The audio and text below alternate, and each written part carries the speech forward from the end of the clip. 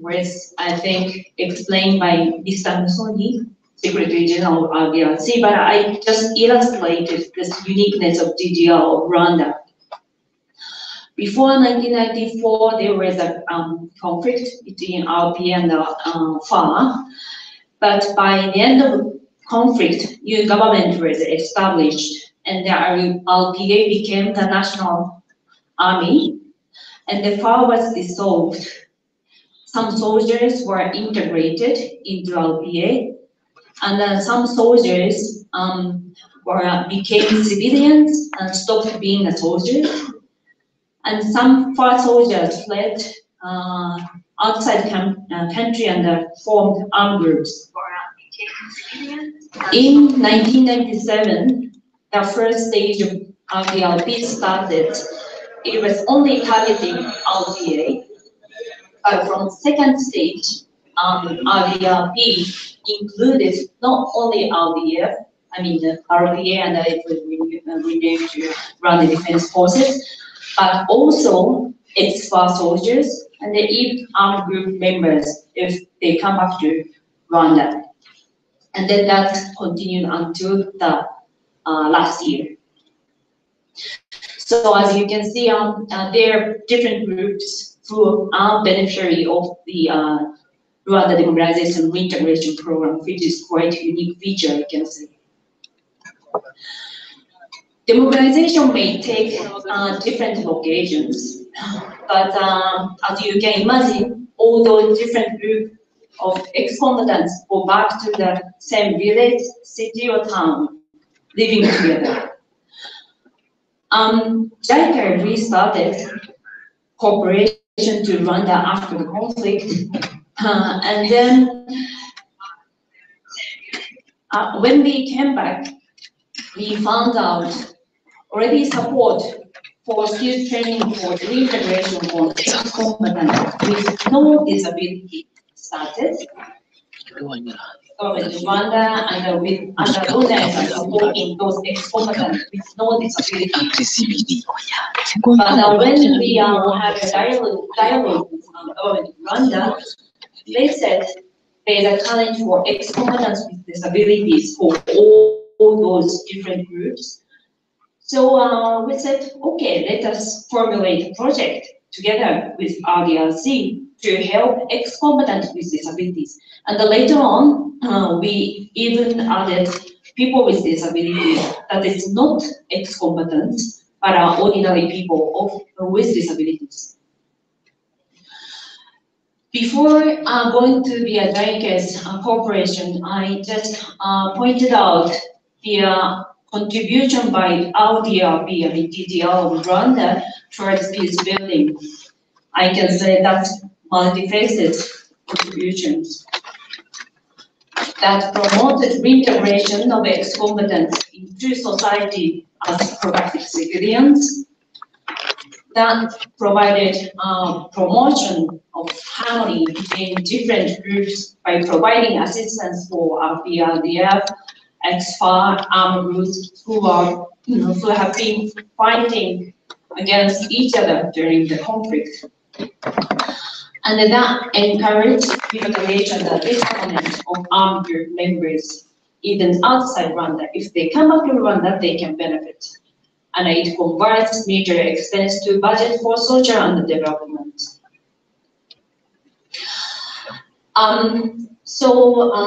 For JICA, we have three phases of the cooperation in the area of integration and social participation of people with disability.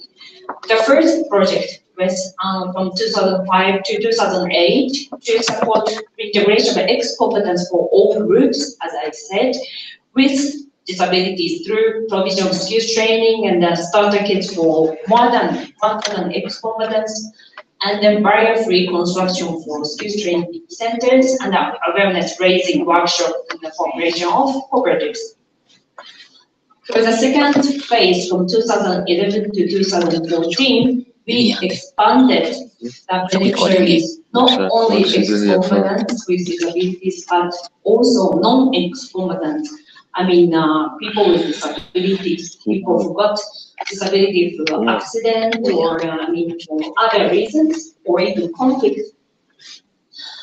And more than 1,500 both ex-combatants and non-ex-combatants with disabilities benefited from this project. And after the project, we kept coming to this country for ex-post monitoring until this year to discuss with counterpart institution, that is RDLC for this case, and the skills training centers, and visit beneficiaries to update impact sustainability of the above project. When we are implementing two projects, we found out that different particular background and needs for the beneficiaries. For example, for ex-RPA combatants with disabilities, few government owes them compensation of disabilities because they got the disability because of fighting for the government. On the other hand, ex-armed group combatants, they were new to the current state system because most of them fled outside in 1994. And even disabilities make more difficult for them to be reintegrated in the community or system of their country. Looking at the non-ex-combatants with disabilities, they appealed that it was unfair to focus only ex-combatants with disabilities and exclude other people with disabilities. And we found out many beneficiaries had not been engaged in any economic activities due to disabilities, and some of them with severe disabilities had communication only with families, not outside family. They are cut off from the community. So main principle we came up with RDLC was disability is not inability. Skills training and the participation to cooperatives open social and economic opportunities. But we know that we cannot solve all problems. So this will be just only for the first step to socially and economically empower the most vulnerable population. So we can just, get entry. But magnitude of problem is much, much bigger, which will be taken care of by other actors. Peace building aspect of the project. First, maybe I have to mention that the beneficiaries include ex-combatants of different groups, plus people with disabilities. And then the approach we took, we mixed all those different groups to the same skills training course for 6 months. So we didn't create this course is only for ex-combatant, this course is only for RPF, this course is only for non-ex-combatant. We didn't do that. We mixed the people in the same skills training. If you want to do a sewing, you can join, even regardless of group. So we mix them. And then by the end of the course, we encouraged the graduates to form cooperatives. So you can see this photo. The gentleman is an ex-combatant with vision physical disabilities, but the lady who is standing next to him is non-ex-combatant. So they formed the same cooperative and are working together. And we try to expand conducive environment for people with disabilities. Instead of setting up new separate facility exclusively for ex-combatants with disabilities or people with disabilities, we utilize existing institute and facilities, so-called skills training centers, which exist all over the countries under administration, and to expand their capacity to receive people with disabilities. So I can see some faces of directors of skills training centers. So we made a barrier-free construction and put some special toilet and slopes. So centers those training centers became able to receive people with disabilities even after the project. As I said, we conducted ex post monitoring from 2014 to 2019, and I have met many of beneficiaries. This is a kind of table that we took kind of a long interview with beneficiaries, asking how their lives has changed before their training, after the training, and what they are doing now. I visited almost all provinces, and in total we made 65 visits, and for 52 beneficiaries, and then I made some repeated visits for some beneficiaries. You can see the variety of the groups I could visit, and then I learned this group is not as simple as you think.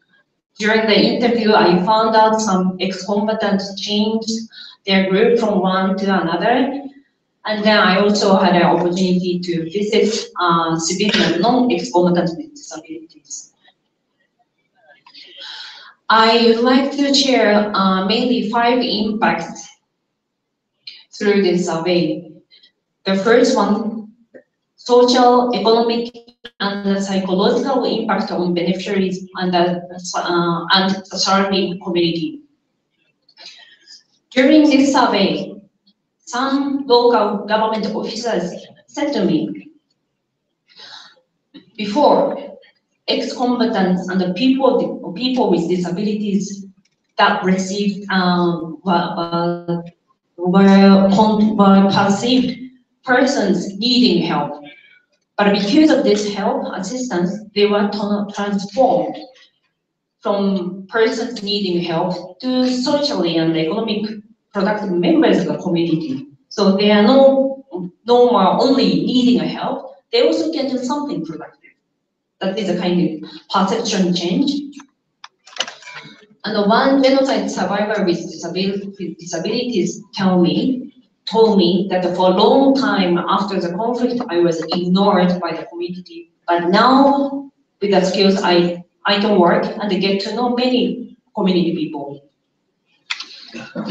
One ex-combatant with disabilities said to me that I used that skill to open a sewing class, and I have taught sewing to more than 50 community members. Those students and the community appreciate me that they gained economic means. So this person got a recognition from the community. Frankly speaking, some cooperatives successfully continued and others didn't. But most of the interviewees responded that joining skill training brought some positive effect on their lives. The second, promoting inclusiveness of people with disabilities in Rwanda society. It was first time to provide systematic skills training to ex-combatants with disabilities together with RDRC and JICA. That stimulated potential need for people with disabilities. So we decided to expand the service to people with disabilities. So some of my colleagues said this really generated a movement for inclusiveness, because before this project, I mean, of course there were needs for people with disability for skills training, but nobody thought of it. But somehow, step by step, the recognition became on surface that there is a lot of needs to support people with disability. And then during the implementation of 2 projects, government of Rwanda formulated policy to protect ex-combatants and the people with disabilities. And the JICA didn't support any drafting those laws or to make any policy making. We didn't support that area at all.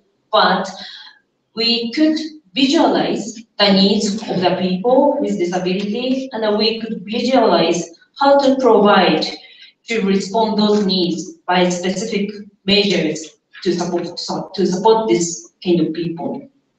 So we were very much in line with, I think, the policy framework of government of Rwanda. And one of its skills training center director said to us, before, we didn't have an idea about skill training for people with disabilities. They have never received people with disabilities before. But through the projects, now it has become very natural to think about inclusive education. This is nothing, difficult. And then now we can do it. And then the most encouraging message I received was RDLC and skill training centers and other institutes continuously implement activities to encourage social participation of ex-combatants and people with disabilities, utilizing expertise accumulated through the project, even now after 5 years, or 5 years after the completion of the project. That's really encouraging from donors' point of view. And third one, promotion of reconciliation through contact between various groups. This survey revealed that many ex-combatants with disabilities formed cooperatives together with people with disabilities and community members after graduation. So that's, in other words, community-based integration of ex-combatants. So now they are no more ex-combatants, they are members of community. And then some cooperatives consisted of ex-combatants from different groups, not only the same group, different groups. That is relation building between different groups of ex-combatants. So we believe by taking an integrating approach to put ex-combatants from different groups, non-combatants with disabilities together, reintegration, relation building rates enhance. And as I said in the video, I can say these are good practices of cooperation between different groups. 4, bridging the gap between ex-combatants with disabilities and people with disabilities. I'd like to share one episode. One non-ex-combatant, ordinary person with disabilities, she stayed home and she was least appeared in the community before the skill training, which is, I heard, quite natural. Those ordinary people with disability were put in a house. But she went to the training and met with ex-combatants with disabilities at the course. And then they decided to form cooperative together. And then before training, she didn't have a contact with other people apart from family, but she's able to take order from customers of the community. This is one kind of episode. And some of interviews said to me, some ex-combatants with disabilities are active and energetic or enthusiastic. It stimulated non-ex-combatants with disabilities to engage more actively with society. And including people with disabilities in this project served to share benefit not only ex-combatants but also people with disabilities, and they helped to absorb some of criticism from people with disabilities. I said non-ex-combatants with disabilities really appealed with big voice to RDLC and to JICA. Why only ex-combatants? So, but finally, I think only in some part, but we will be able to contribute to give some part to people with disability. That is maybe from Dona's point of view, shifting from post-conflict only targeting ex-combatant to the kind of usual development phase, not only ex-combatant, but even people with disability in general. This is a final impact which I'd like to share today. Implication for conflict prevention of this from this cooperation. When I arrived Kigali and went to the military hospital in 2005, I saw many ex-combatants with disabilities were just staying there doing nothing, and they're accumulating frustration. So occupying those idle ex-combatants with disabilities in skill training can reduce accumulation frustration and discontent. So they have something to do, productive, and that they can start thinking about the future. And then during this survey, several former armed groups members told me that I'm very grateful to have been able to obtain demobilization and reintegration support and to live in community just same as ex-combatants from RDF. So there is no difference between the groups, so they were very grateful, they said. So I may think inclusion can contribute conflict prevention. But of course, sustainable reintegration of ex-combatants, I mean, if they go back to the fighting or if they are not go back to the fighting, relies on general situation and the condition of the country. I mean, JICA cannot prevent conflict on behalf of any other partner government. Finally, I'd like to share some additional thoughts. I learned it is valuable to measure impact of the project with long-term perspective. Some impacts, especially on peace building, can be observed and identified only after some time, not at the end of the project. And then on the other hand, some other impacts which can be identified at the end of the project may disappear, unfortunately. So when we think about peace building or sustainable peace, which need to have really long-term perspective, which I really learned from those interviews.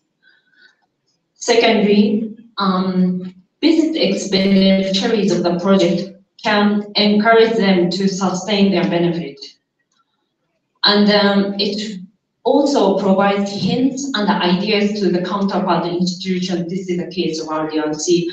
Every time we make this ex-post monitoring, on the last day, we have discussions with RDRC. We sit down together and share some voices of beneficiaries, the challenges, on any other observation. So RDRC and sometimes the training center can take care to make reaction to those needs.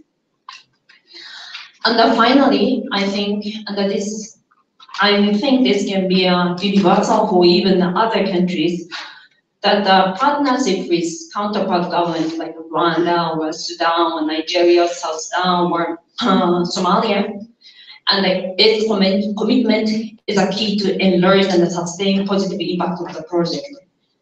As I said, what JICA can do is, has a limit of time, and then we can now maybe provide assistance to the limited number of beneficiaries. But thanks to our DRC and our other partner skills training centers, knowledge and the know-how of the project has been well utilized, and the impact of the project has been further developed and sustained. Especially in the area of peace building, commitment and the good understanding of the counterpart government plays central role how to maximize the effect and the impact of any interventions. What we can do is just be next to you and then to provide some technical support. I think this is the biggest learning I had. So thank you very much. Murakoze. Arigatou gozaimashita. Thank you very much. So before we go for the coffee break, we've been taking in a lot of content. We've been receiving a lot of information, and I would like to just open the floor for a quick question and answer.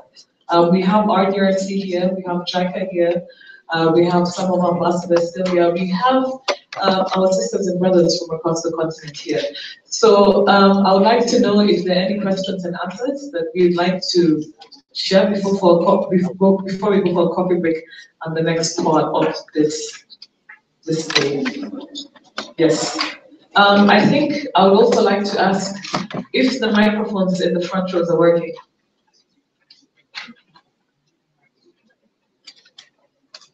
So just press the button and yes, we'll take the microphones around the room for those in the second row.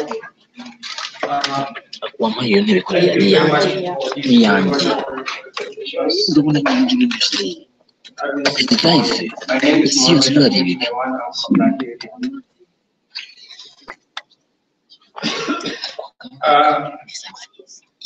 my question is like this.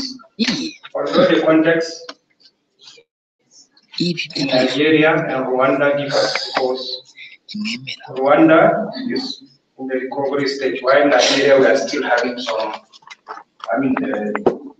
problems because there are still attacks going on in the Boko Haram affected areas of the northeast.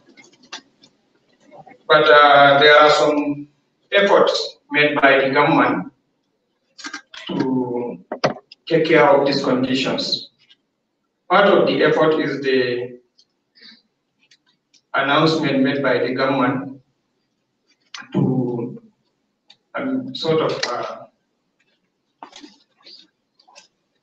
give amnesty to those that are willing to lay down their weapons, their arms.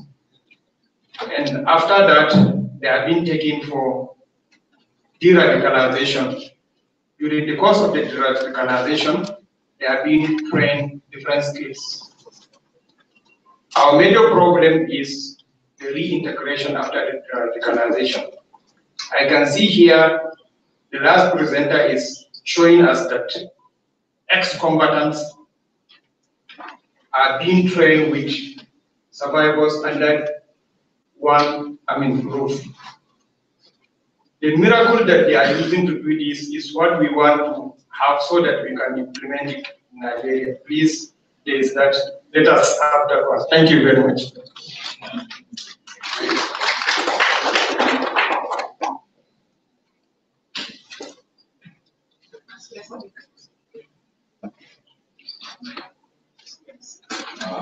Thank you so much. My name is Mahmoud. I'm the Director for External Relations and Coordination at the Sudan Media Commission.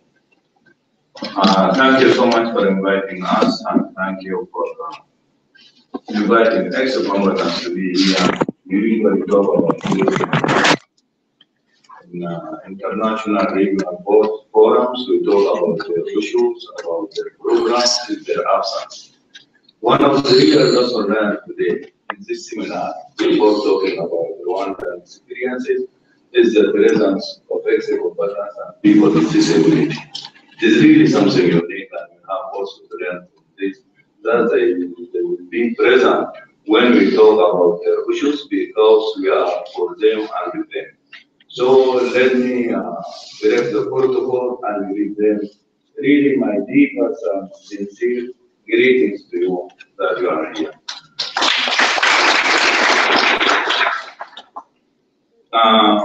I have something between slide comments and questions. I see the major strengths of Rwandan experience based on three: peace building, reconciliation, and stability. So DDR Commission or DDR program or the DDR program in Rwanda, the demobilization and reintegration very much. And this is the area of strength because you cannot do any type of work like this without building on the state policies and integrating with the overall orientation and programs. And that is what we see here. So here my question is the issue of prevention. The prevention inside. But what about the prevention outside? And the issue of still there is ex-combatants and democratic combatants and democratic republic of Congo, foreign fighters. How can you deal with the Rwandan foreign fighters in DDR, Congo, and others? This is really something that can be. And what challenges you are facing now in this program, especially in the issue of sustainability and prevention? My second question, I see in the presentation, the title of the presentation for Rwanda Demobilization Commission, that contribution to peace building in Rwanda and the Great Lakes region. I really want more highlights on how this inform and affect positively the peace building, reconciliation, and you see the stabilization of the Great Lakes region. It's so important because the regional dimension of DDR programs is still limited and cannot be seen wide. This experience of Rwanda can also inform the international experiences. I have my comments, but because of time, I stop here.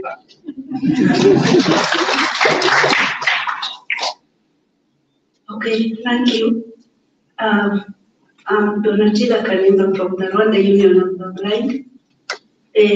One of the institutions that work with JICA in training of mobilized soldiers who have visual impairment. I am witness to the difference it makes when you get people from opposing armies together, ordinary soldiers, to look back and see the conflict that ended up leading to them having disabilities, and the realization that while they were enemies in the battlefield, they did not know each other, and there was no reason why they had to be enemies. And this brings them together. Mine is a recommendation. I think what JICA did here in Rwanda is a very important step towards peace building between people who would have been fighting each other. I think it was a very good idea to be having other African countries that are having problems with citizens turning against each other and wanting to fight each other. I would recommend that the AU and any other organizations, governmental or international, that can come together and learn this lesson and build peace, especially in Africa. Because when people are living together in peace, they can build themselves. When they have no peace, they will not be able to build themselves. And when they are not able to build themselves, they will cause more chaos. They have every reason to cause chaos. So I would recommend this to AU, that this is a lesson that we can pick up and build peace throughout Africa. Thank you very much. Thank you very much, Madam. So let's proceed to the health break, right? Let's proceed to the health break. I know I need some coffee. I don't know about you. And then we're going to have the second half of the Q&A when we come back, and then the panel discussion. Is that okay? So please, it's right outside. Thank you.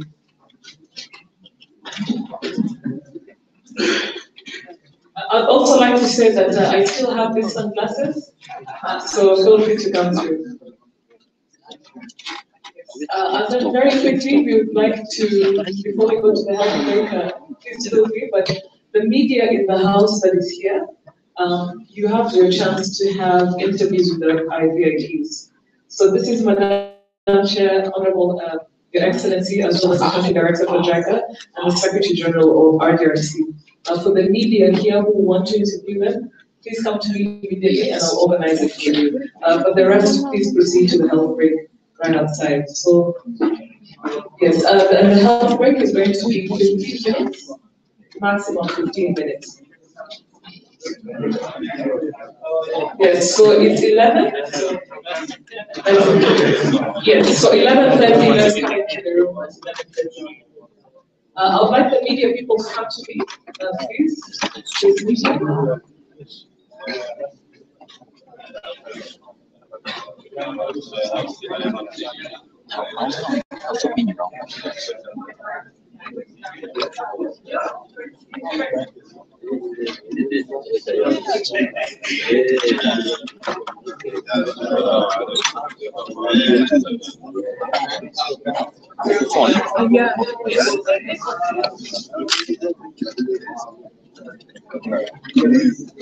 Oh, she's connected. Let me help you.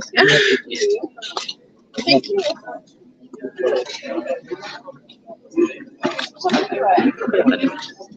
Oh yeah.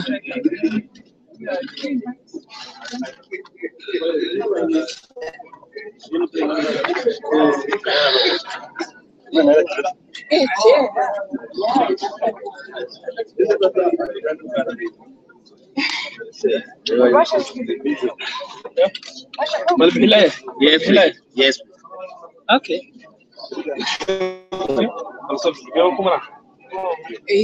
Thank you.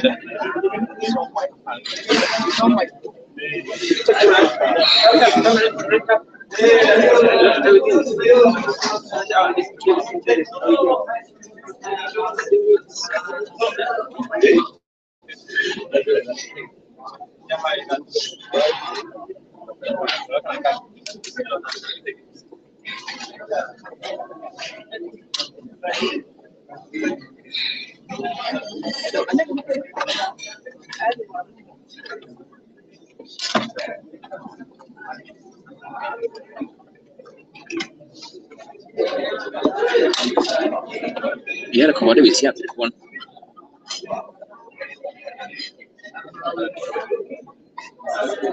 Chris.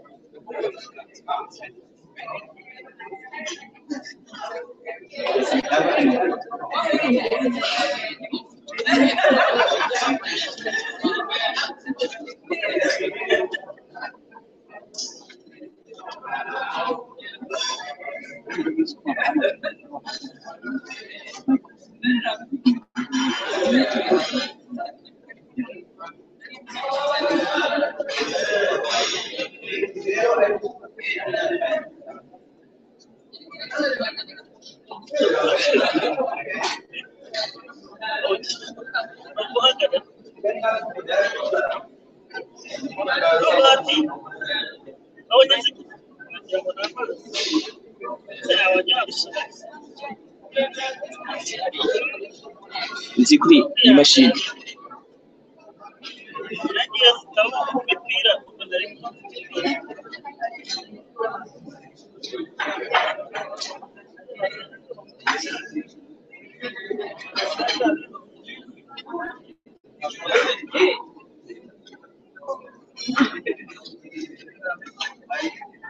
Yeah. Yes.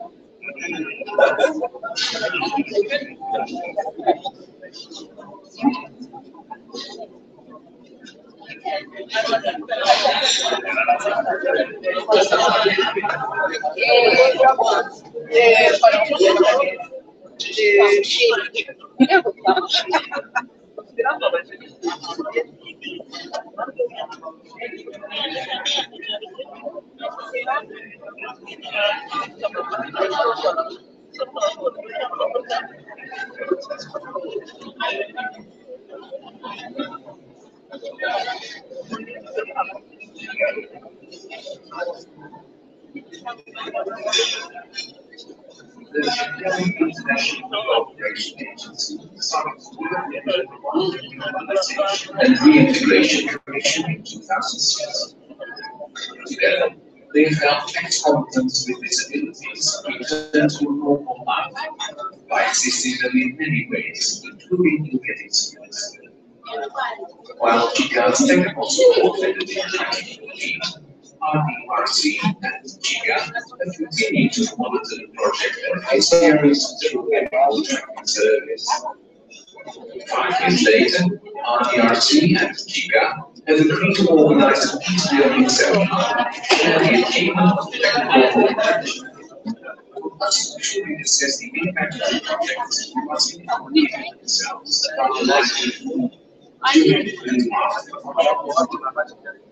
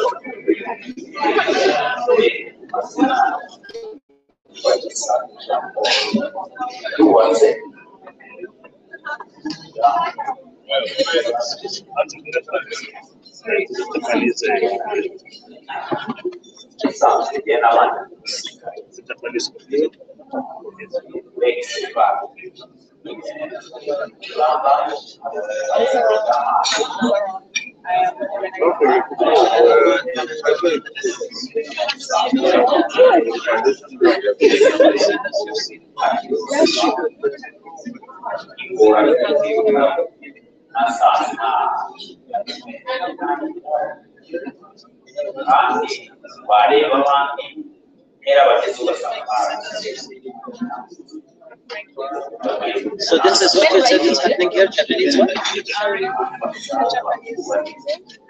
Together with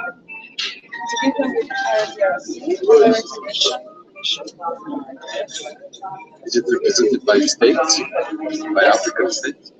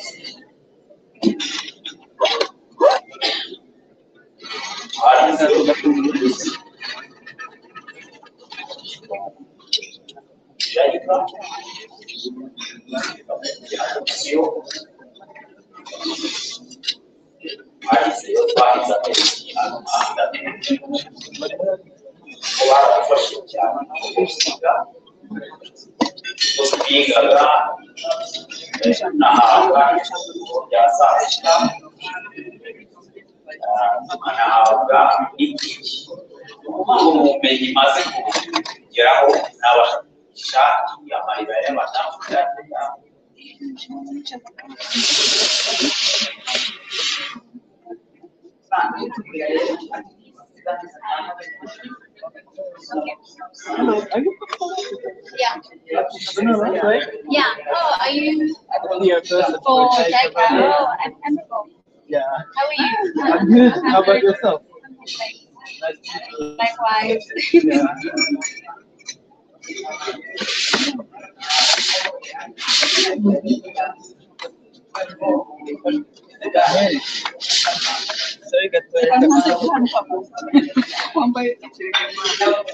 ntabwo kubasha kugira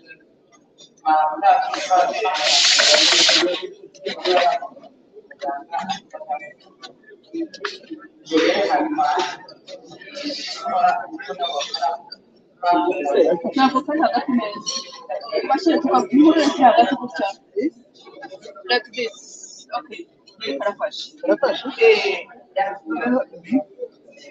idirishya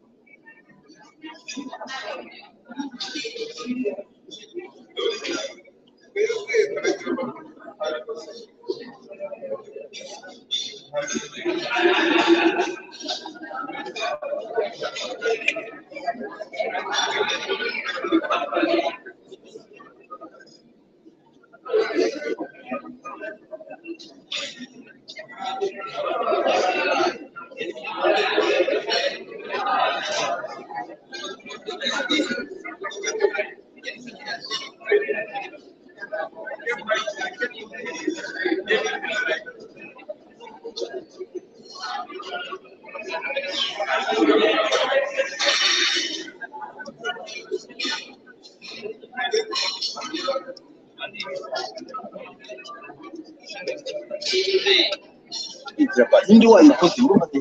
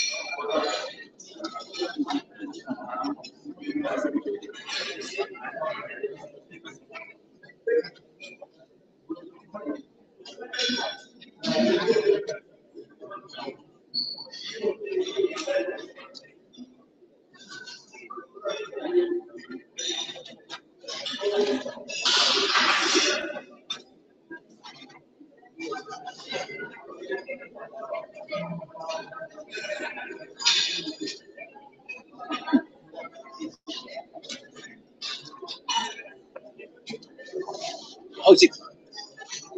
It's opposite.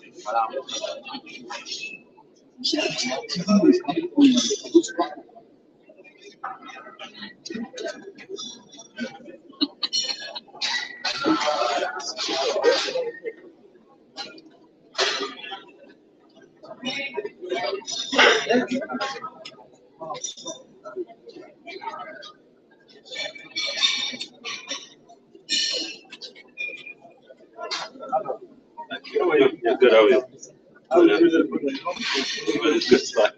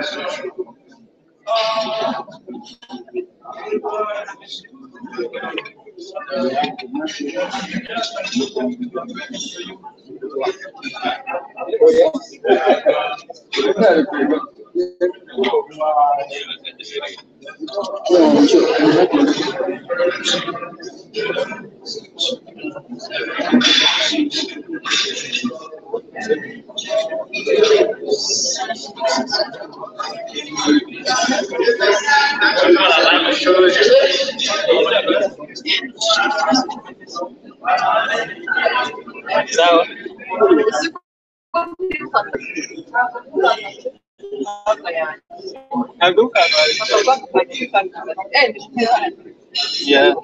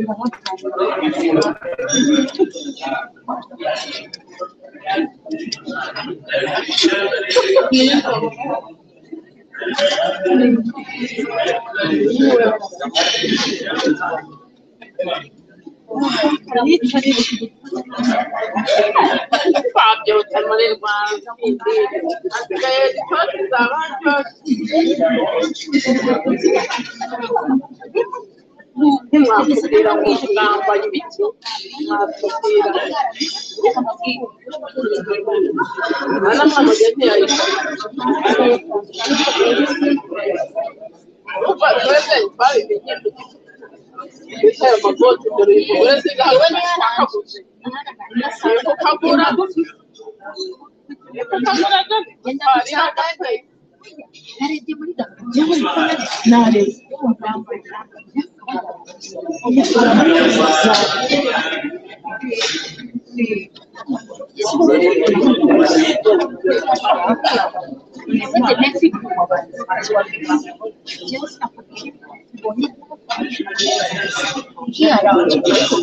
ariko nyine ayiti wanyu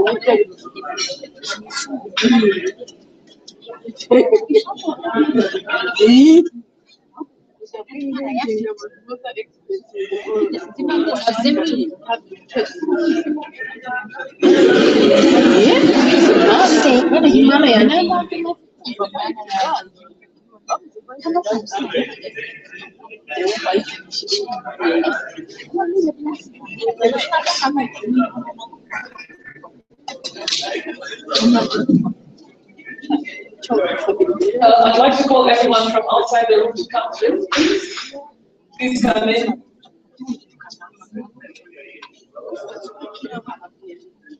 Hello.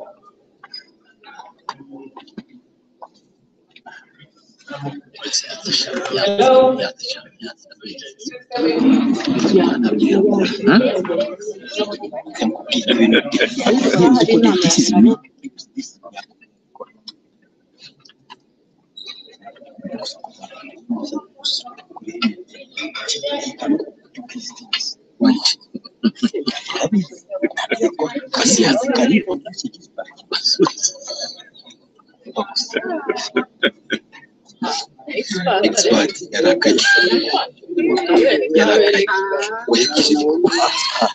hope you enjoyed your coffee break and are feeling refreshed. We're going to go to the second part of the Q&A. So please, let's continue the question and answers. The moment where we can interact and share ideas and share advice. So I'd like to ask you, for those who have questions and answers, questions and want to answer, please come through. We have the RDRC commissioners here. So please, you can field your questions to them. So please, let's carry on the open floor conversation. Feel free to ask questions, and my team and I will be walking around. Yes. Introduce yourself, country, and position. Good morning, everyone. I'm the Egyptian ambassador in Kigali. First of all, thank you very much for extending the invitation, and I really enjoyed the very informative and inspirational presentation this morning.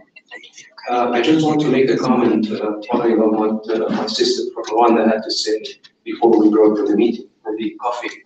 Indeed, she's absolutely right about what the African Union needs to do to put an end to the disputes and conflicts in Africa. I can certainly imagine that you believe that I'm talking in my capacity now as not only as the Egyptian ambassador but also as the current chair of the African Union. Let me tell you, my sister, that what we're discussing today is very much pertinent to the theme of the African Union this year.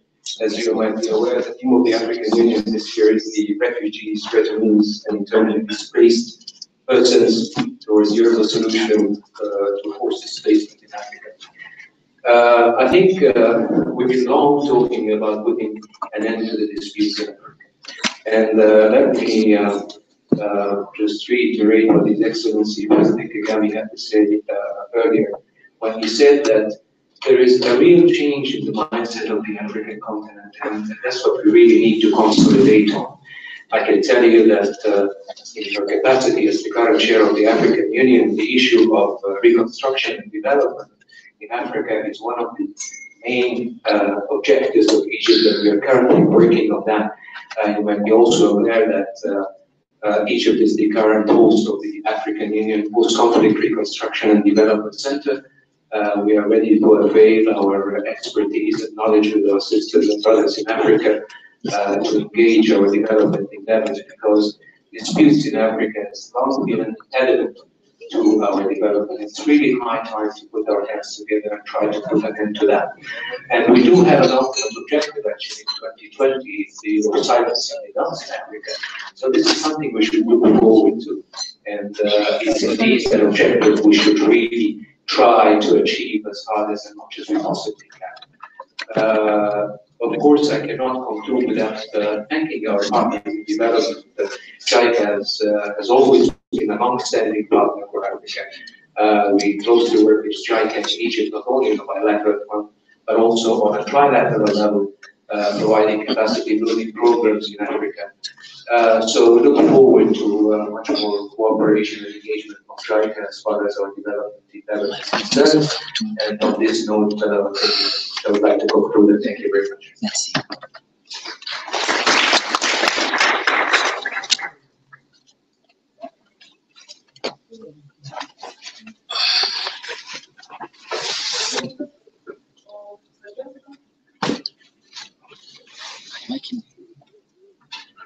Thank you.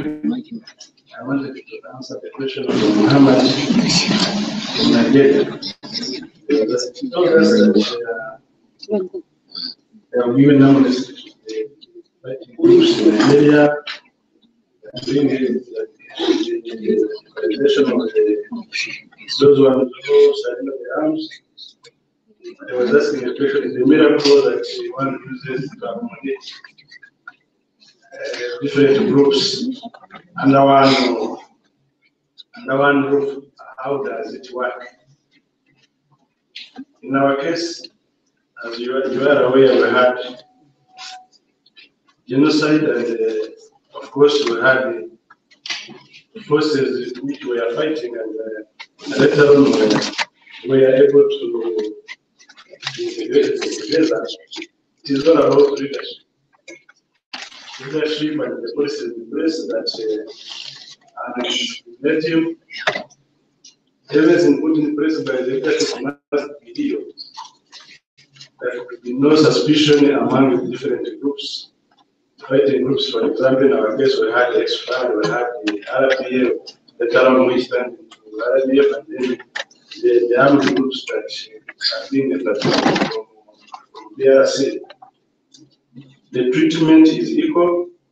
Services rendered to every other person from a different group is considered a citizen of this country, and nobody is seen as a victor or having been defeated. We call it a win-win situation whereby everybody sees himself as part of the ongoing process, the construction of this country. So it is all about having the policies that serve everybody and being served in the same way without being discriminated. If it is justice, it is justice for all. If it is a provision of the social protection for all, so there is no mistreatment of so and so because he or she originates from, for example, armed groups. For example, the recent group that was repatriated from Congo, 1,600 plus, those who will be able to visit Mutobo, you will witness yourself that you may think that they have been here for the last 25 years. When they reach here with the amnesty in place, they are treated the way the first group, which was demobilized in 1997, from RPA was treated. So it's about policies and the regulations and laws in place that serve everybody in a positive manner. Thank you.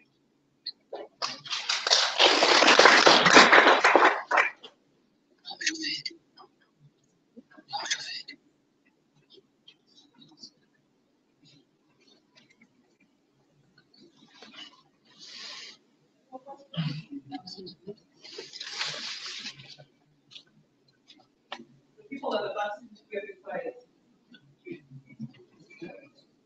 think we should understand that we should take this opportunity to engage and interact as much as possible. After lunch, we're going to be listening to a panel, and we don't have time for going back and forth. So I really encourage you to share your experiences, share your insights in this room.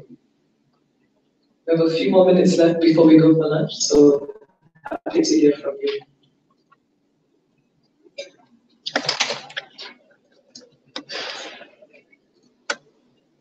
Yes, please. Thank you very much. My name is Akane. I'm the Senior Director for Peace Building and Reconstruction of JICA. Thank you very much for the question and comments from the floor. I'm so much impressed about the comments from the ladies who just give a comment from the early stage of Q&A session, and also from the Egyptian colleagues, Egyptian ambassador, to say about the relationship with the AU.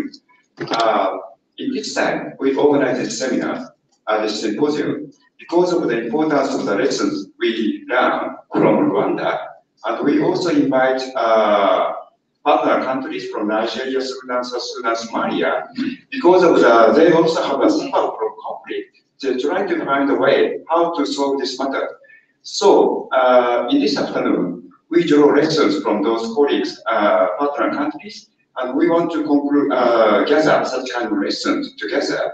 And we compose it, and we will send a message from Kigali to JICA. JICA will convene, will be organized this August in Yokohama, in Tokyo, and in Japan. So we want to summarize such kind of lesson we draw from Africa, and we want to give, send this message to international society. This is a part of this meeting, of this symposium. And one of the points was the important, the point for the prevention, inclusiveness, or include for the isolated people. It is quite important point. And Rwanda government and RRC did it to include those who are left behind or those who are isolated to be included in the society. It is one of the very important points. So we should send a message, such kind of work to JICA and the international community. This year, under the very strong leadership by the Egyptian government, we are very happy to have the AU this year. And I heard that this November, AU will organize for the humanitarian summit. I suppose this could be one of the good occasions to speak about how we manage peace, how we create for the peace. Recognizing about the current situation in the world, there's so many conflicts happen in the rest of Africa, Middle East.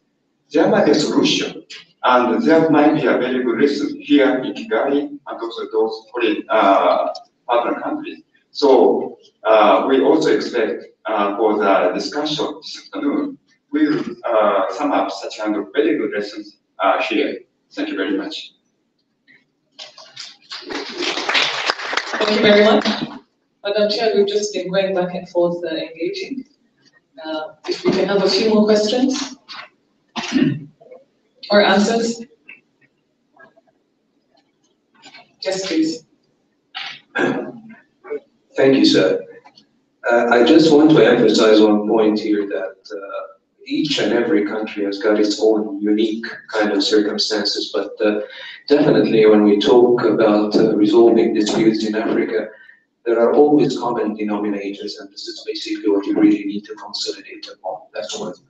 Two, as I indicated earlier in my intervention, I think it's incumbent upon us as Africans, first and foremost, to address our issues. And as I said, this year, and we have a target in 2020, and we need to see this target being implemented. So it's just not just a slogan silencing the guns in 2020. It should be really silenced, and we should really implement that on the ground. We have seen some positive developments lately. I think you're aware of the peace talks in Central African Republic that took place lately. So we were starting to see some progress on the ground.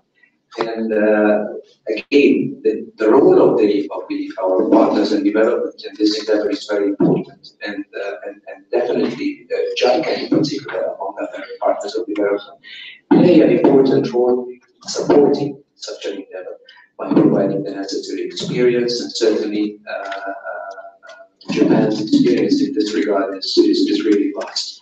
So what I want to say, my message is, as a chair, I mean, Egypt, of course, as I indicated, we are already hosting the African Union Center for Reconstruction and Development, and this is a very good opportunity for African brothers and sisters to come and also share their knowledge and experience with us, and so we can put forward at least a roadmap. But in my own humble view, we cannot really have like a one-size-fits-all kind of scenario for each and every kind of dispute. But all what I can say is that we can really clearly sense that the divide is there to resolve all the disputes in Africa. Hopefully, by 2020, we would reach this point. Thank you. Thank you very much, Ambassador. Yes, someone at the back.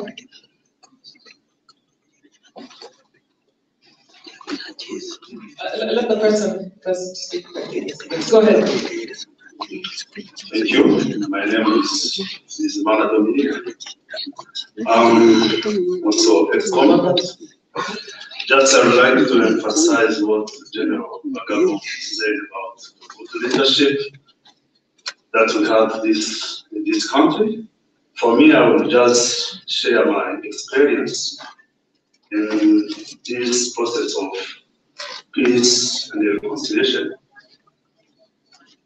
I'm a sportsman, I have disability, but we use sports as one tool of unity and reconciliation. While after we have been demobilized, you know, we used to be sportsmen, so former ex-combatants, RPA, and also ex-FAR. We created, we have been unified through sports, and because of good leadership and also be together as sports people together, we have been the first Saharan country to participate in the Paralympic Games in 2012 in the London Paralympics. Games together ex-combatants from former army and also other peers. And as also a good example to be together to sports and also good leadership that we have in Rwanda, we have been invited in 2016. You remember that there was a Colombia peace when they want to sign peace between the government and also the FARC. Because of this good example from Rwanda as ex-combatants, we were fighting, and now we are together in one using sports. We have been invited in Colombia during the peace process in Colombia. So that's what I would like to share about Rwanda, a good example, by using all sort of 25 people in this country. Thank you. Thank you very much. That's a fantastic testimony. Very good to know. There's a gentleman there, and then we'll come to you after. Let's start with you. Yeah, thank you very much. My name is John Petries. I work for an institution called the Institute of Technology and Hospitality, which was one of the service providers for skills training since the inception of the program by RDRC in this country. I'm not going to talk about what those institutions, my institution and other institutions did, but I wanted to say that in most of our countries where conflicts have happened, may be having the same institutions that Rwanda has been using to provide those services, including those providing vocational skills, hard skills and soft skills.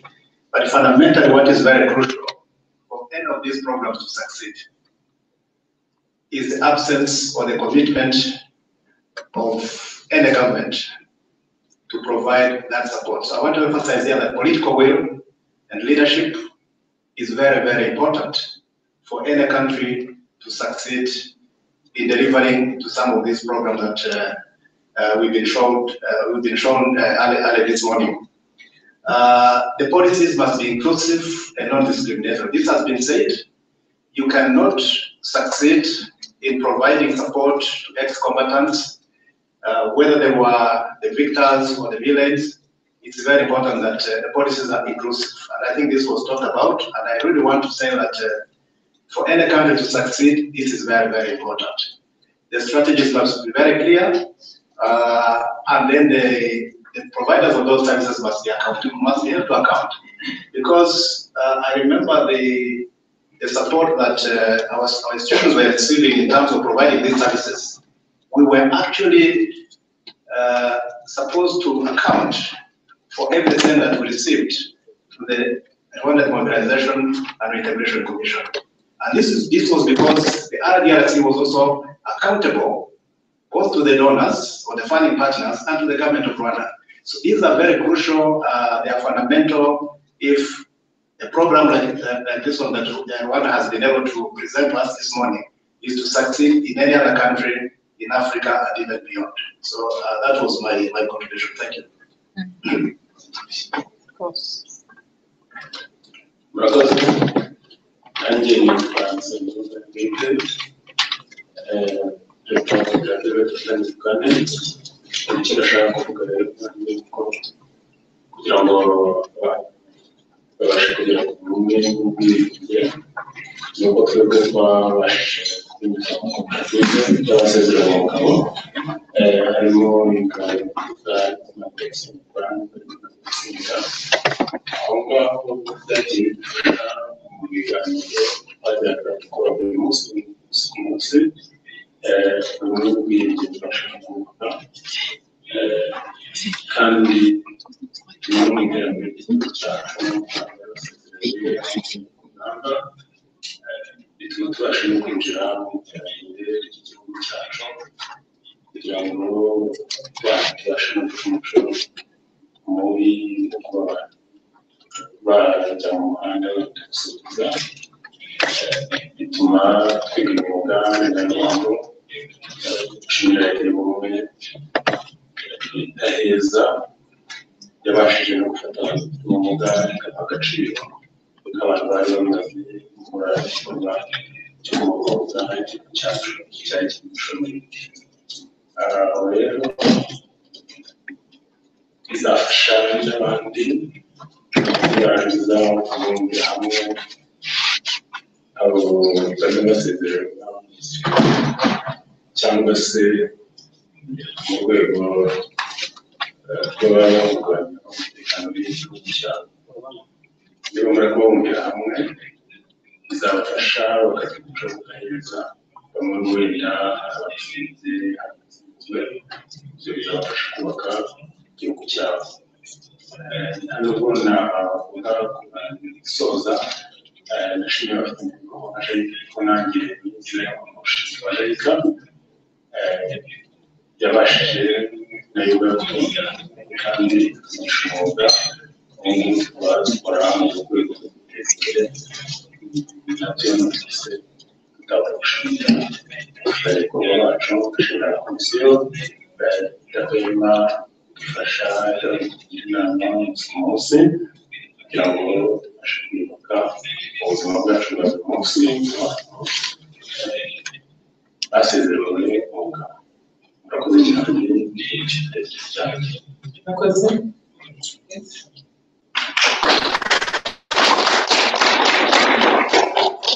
Murakoze. Nitwa Mukabanyuma Soline, nkaba nanjye ndi umu-ex-ofare. Ndashaka kuvuga ku insanganyamatsiko y'uyu munsi mu kubaka amahoro mu gihugu cyacu. Ntabwo twakubaka mu gihugu cyacu tudafite koko umutekano. Nubwo kera nari ndi umusirikare w'umusirikare, ndavuga bariya bacu mu by'ukuri nanjye aho ndi aha ngaha mu kubaka amahoro, mu kubaka umutekano, mu kwisanga muri bagenzi banjye, ni ukuvuga ngo nta kibazo dufite kuko leta yacu iradukurikirana nkaba rero nshima kuko umwe mu bamugaye umudamu w'umudamu nkaba naragiye gutorwa na leta yacu y'u Rwanda y'ubumwe mu by'ukuri munshimire nyakubahwa perezida wa repubulika Paul Kagame kuko adahwema kudukuraho ijisho ntabwo no kudukuraho ijisho kuko cyane cyane nta n'ubwo yigeze atwambura ngo ugende yari avuga yari aha ndashaka kuvuga ko yarantuje akuzana n'umuryango wanjye bareba inkunga mu byerekeranye imibereho ya buri munsi gusa nyuma yaho baje kureba basanga akwiye no kuba nashaka ubundi buryo bwo kugira ngo nzagiremo mu mibereho ya buri munsi bafatanyije n'umushinga JICA nayo irankurikirana na komisiyo ya mobilisation ngo ikizamini mbasha kugitsinda njya kwiga icyirukanye ari byo ubutayeri ubu ngubu ndikorera mbasha kuzamura umuryango wanjye ndetse n'ubushake yanjye tukayizamura mbasha kubona minerivare y'abanyeshuri nkabasha no kwihaza mu mibereho ya buri munsi n'uko wenda harimo inzitizi niba tutagera ku ntego twiyemeje no kuba wenda twazigama birushijeho ko ahari amagambo tugenerwa ya buri kwezi iriya mibereho ya buri munsi ya buri kwezi yangirije cyane ko tubasha kugerageza kubyara umusaruro muri make no kubashimira JICA mu kigo uburyo kigiye kuzirikanye kandi n'ubu iracyazirikanye cyangwa kuzirikanye nshimira na perezida wa repubulika kugira ngo nayo ikomeze itureberere nk'umubyeyi kandi usaba abashobora no kumugeraho ko anabamugariye ku rugamba akanamubona bibaye ngombwa mu gushyikiriza ubutumwa akaba yadusura by'umwihariko natwe tukamubona murakoze.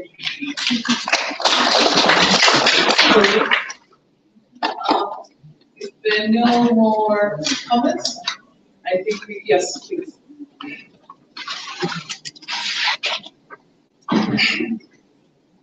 Okay, I'm calling from South Sudan. I just want to say some comment. I think what makes the DTR in Rwanda here more successful, for our case, the DTR program, people don't understand that, it's a government-owned initiative.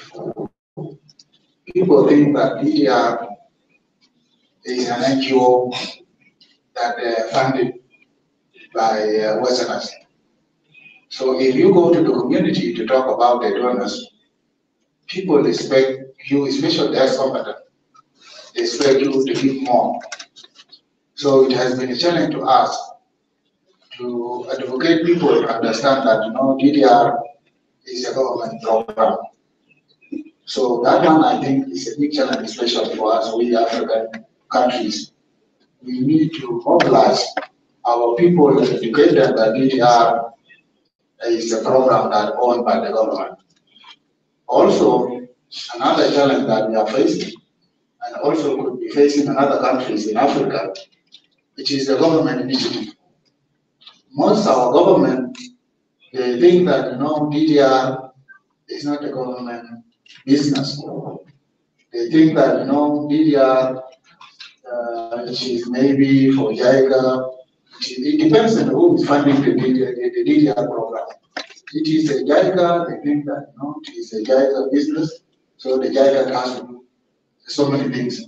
Or if it is a World Bank or another organization that is funding the DDR activities, government feels redundant fund the program.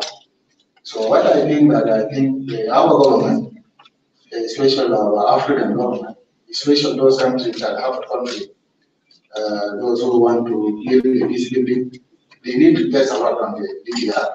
And I think this is what happened in Rwanda. And that is why the DDR program in Rwanda is so unique, because the government itself took the ownership. And it has a lot of follow-up, and they invest a lot. That is why we see most of the successful cases are happening here. This is what I want to ask. Thank you very much, Gwen. I think we're going to go for lunch, and I think when we come back for lunch, we'll continue with the Q&As. I would like that to be our last comment. Yes, the lady.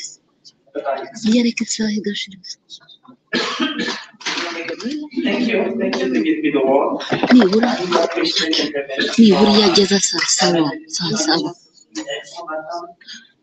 Many times that there is I'm sorry, I'm Mary Bank. I worked for DDR MONUSCO, and during the intervention of the ex-combatant, they mentioned that there is the pass exam. I just need to know which kind of exam. Maybe they want to say selection, I don't know how it works. It's just to know, to understand. Thank you.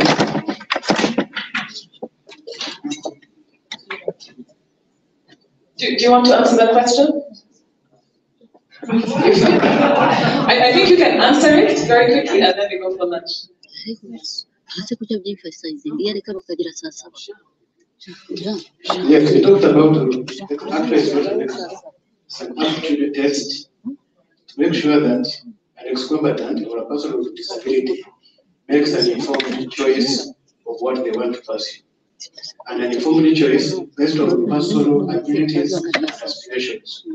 So that will mean that they need to go through that aptitude test their level of education, test their level of ability to absorb the training, and test their level of compatibility, their body ability to what they really want to pursue and what is available and what is helpful for them in the labor market. So it's an aptitude test, it's not like an academic exam.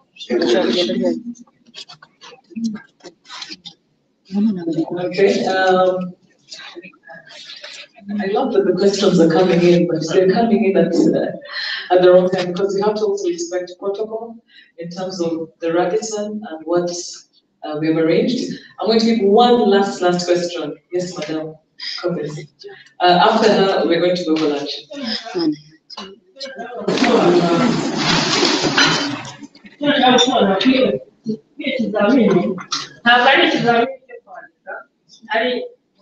hari igihe ushobora kugeza inyandiko ujya kwiga icyo gihe barakubaza iyo egizamini ushaka gukora barakubaza ndetse bitewe kuba wakwiga isomo rimwe rishobora kwigamo ushobora kuba wese cyangwa ni muri ubwo bwenge rero kubivuga ni ikizamini kuko hari igihe ushobora kujyana hari ibyo ashaka cyangwa se umwana yabyiteguye kimwe n'uko uba wibera mu muhanda ukavuga wirirwa ko wakwiga kwiga mu muhanda kuko ari ikintu iyo rero nahisemo ko niyo egizamini ushaka kuvuga ko nahisemo ugomba gukurikira